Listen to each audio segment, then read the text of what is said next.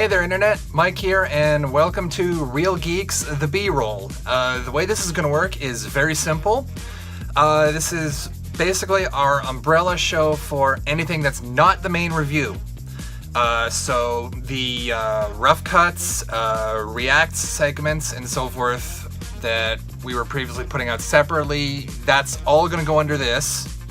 Alternate footage from the main reviews that I couldn't fit in for time, but I felt like I still want to share it.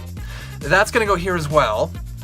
And also, probably most importantly, keep in mind that I'm not taking spoilers into consideration here, so always make sure you watch our main reviews first. For this one, we're going back to the solo review, and this is where Trevor and I discussed the reports of Lando being pansexual and how that could be played out, how we felt maybe it should have been handled, so on and so forth. This was essentially what I felt was a great conversation where, again, I just couldn't get it in for time. So with that, I hope you would find the conversation as perhaps informative and entertaining as I did having it. And if you have anything you'd like to say in response, please feel free to leave us a comment. Drop us a line at realgeekshfx@gmail.com. And with that, here's the B-roll. Now, the one thing that I didn't like about Lando, and this has nothing against Donald Glover at all, this is entirely against the writers. And one of them, it was either a writer or it was a producer, I can't remember who it was exactly, but there was an interview that happened recently, and shortly before the movie was released. And he had mentioned in the interview that Lando is pansexual. Hey, I was wondering when we were going to get there. And I'm sorry, but there was no indication of that in the movie. The closest we got to that was the way Lando was behaving emotionally at L3's death, and implying that maybe there could be some kind of sexual tension or relationship or whatever between a human and a droid in the context of this film. Sure, L3 made kind of almost a jokey kind of remark to Kira about that kind of possibility, but outside of that, which was a very little thing, and outside of the way that Lando was reacting to L3's death, I didn't get any impression other than Lando had built up an affection towards L3. But affection does not necessarily equal romance.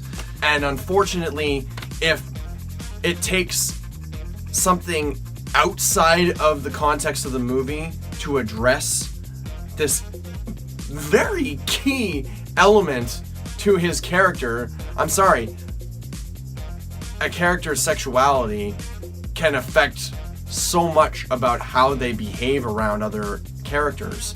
And if that's all you got,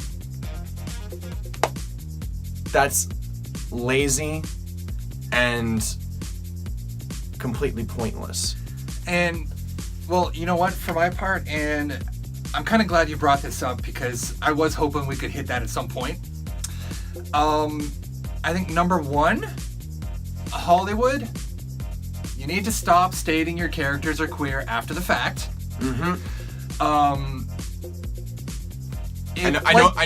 Do it or don't. I know you want more representation in Hollywood, and Disney is notoriously lacking thereof when it comes to characters of representation for the rainbow community.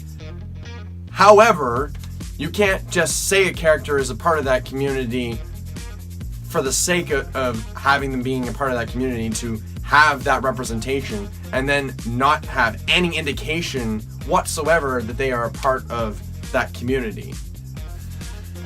And like all it would have taken would have been the way he was interacting with his fellow card players in that scene or even like how he was interacting with some other people as he's walking from one place to another, or like subtle little things here and there splashed throughout his entire screen time would have been all you had to do to identify that he was pansexual, and you couldn't even do that. So, but, and like, we've seen this so often with Trini in the Power Rangers reboot, yes. where they were like, hey, yeah, come check us out. Our Trini is gay. We have the first ever gay superhero. Fuck you. No, you don't. She didn't even come out herself. And I mean, Dumbledore, of course. Yeah. Where they still haven't done anything directly with that. No. Which, and again, like I said, seriously, just stop. But with that said... And then you even have Deadpool, where they pretty much had a moment of bi-erasure with his character. Like, the fact that they were talking about Negasonic being the first openly queer character in a superhero movie. And I'm like... Deadpool was openly queer in his movie in the first one. Yeah. But with all that said, Lando, for me, is the only character where they can get away with that, and it does work. And here's my logic. Ever since Empire Strikes Back, like the way Billy D. Williams has played the character, the way Donald Glover plays the character here, there's a smoothness in his dialogue where when that report about Lando being pan came out, I kind of thought about it and thought back to everything we've seen from him, the character up to this point, and it's like he does kind of feel like he's flirting with everyone.